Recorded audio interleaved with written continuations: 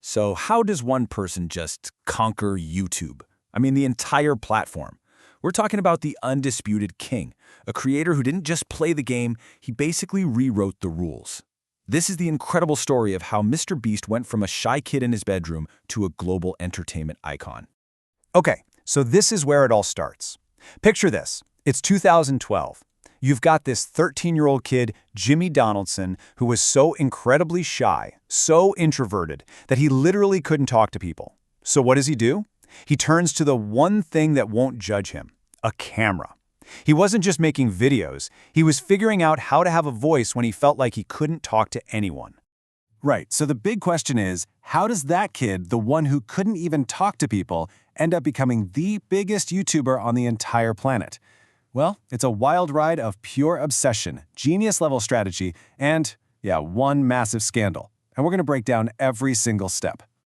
All right, so here's the plan. We'll start with him as just a boy with his camera. Then we'll dive into the brutal 10-year grind. After that, we'll see the exact moment he cracked the viral code, and then we'll get into his YouTube playbook. And of course, we have to talk about that trial by scandal, and finally, what the MrBeast legacy really is. Okay, let's kick things off with Chapter 1, A Boy and His Camera. Because really, to get the whole MrBeast phenomenon, you've got to go back and understand the kid who started this whole thing. So this really paints a picture, right? He was born in '98, parents in the military, they divorced when he was young, and he was raised by his mom. People described him as having this really obsessive personality. And on top of that, he was super introverted, to the point where he had no friends. So what do you do when you feel that alone? You go online. For him, YouTube wasn't just a place to watch videos of Minecraft or Call of Duty, it was his social life. It was his entire world.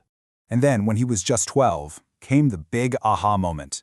He's watching this YouTuber, Woody's Gamertag, who actually quits his day job to go full-time on YouTube. And for Jimmy, it was like a light bulb went off. This obsession, this could actually be a career. So he starts his own channel, grabs the random username his Xbox spat out, MrBeast6000, and just like that, the first step of the empire was laid. But look, that spark of inspiration, that was just the start. Now we get into the really tough part. Chapter 2, the 10-year grind. And you really have to get this. His success was not an overnight thing, not even close. This part of the story is all about pure, painful, relentless persistence. And man, the struggle was absolutely real. When he was 15, he gets diagnosed with Crohn's disease. That forced him to quit baseball, which was his only other real passion. So he poured all of that energy, everything he had, into YouTube. He was literally saving up $1 at a time just to buy some basic filming gear. Then his mom gives him an ultimatum: go to college or you're out of the house. He actually tried to fake going to college for a bit until his videos finally started making just enough money for him to move out. I mean, just think about that for a second. It took him until 2017, after uploading more than 400 videos, to finally get his first real viral hit. And that one viral video, that brings us to Chapter 3, Cracking the Viral Code. Seriously, this is the light bulb moment that changed absolutely everything. After years and years of grinding away, he didn't just get lucky, he figured out the formula. And the idea itself, it was so simple it was almost stupid, but at the same time insanely difficult. He decided he was going to sit down and record himself counting all the way to 100,000. It took him 40 hours. 40! But it was just so weird, so out there that people couldn't not click on it. And they did. The video just blew up. So that viral success leads to his first big brand deal. The company comes in and offers him $5,000. But MrBeast, feeling confident, says, nope, give me 10,000 and I promise you a viral video. And you know what?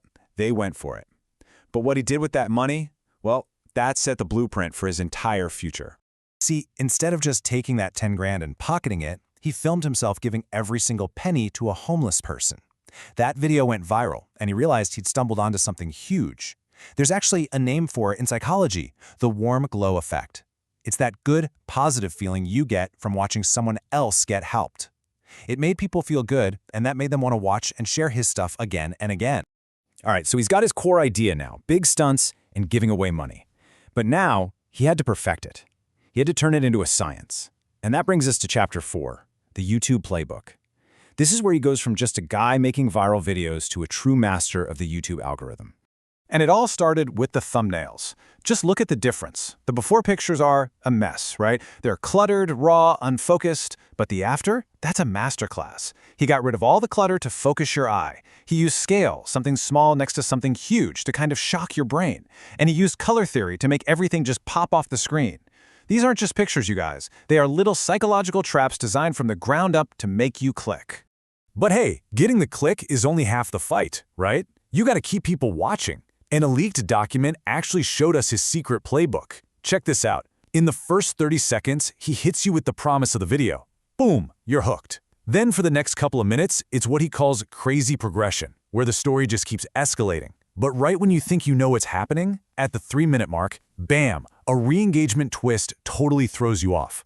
He does it again at 6 minutes, builds this emotional connection, gets to a super satisfying ending, and then it just stops abruptly. It leaves you wanting more, which maximizes his watch time. It is absolutely genius. And this playbook? It worked, like, perfectly. By 2024, he was literally on top of the world. He seemed untouchable. But, you know what they say, the bigger they are, the harder they fall. And that brings us to the biggest challenge of his entire career. Chapter 5, Trial by Scandal. So, this former employee starts releasing videos, and the allegations are just devastating. They're claiming he faked his videos with CGI, that all his charity stuff was fake, and that he was actually withholding prize money from winners. The backlash was insane. It was immediate.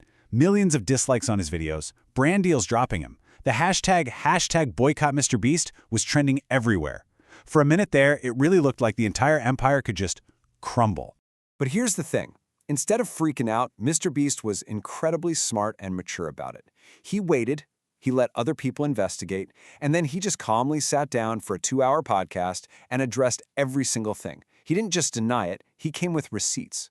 For the charity claims, he was like, look, Beast Philanthropy is a registered nonprofit. All the accounts are audited. They're public. Anybody could literally go online and check for themselves that the money was all there. And that response, that's what brings us to our final chapter, Chapter 6, the MrBeast Legacy. Because it's about how he came out of that crisis, not just okay, but somehow stronger than he'd ever been before. His whole transparent, here are the facts approach totally worked. He didn't just win back his audience's trust, he grew his audience. I mean, just look at where he's at today. We're talking over 300 million subscribers, a net worth of over $1 billion, and he just signed a $100 million deal with Amazon Prime. He didn't just survive the scandal, he leveled up from it, cementing his place as a true entertainment legend. So, after all of that, what's the big takeaway? What's the ultimate lesson from this shy kid who built a billion-dollar empire just by talking to a camera? Maybe it's this. Sometimes the path to changing the world, it just starts with finding your own voice, even if, at the beginning, the only one listening is you.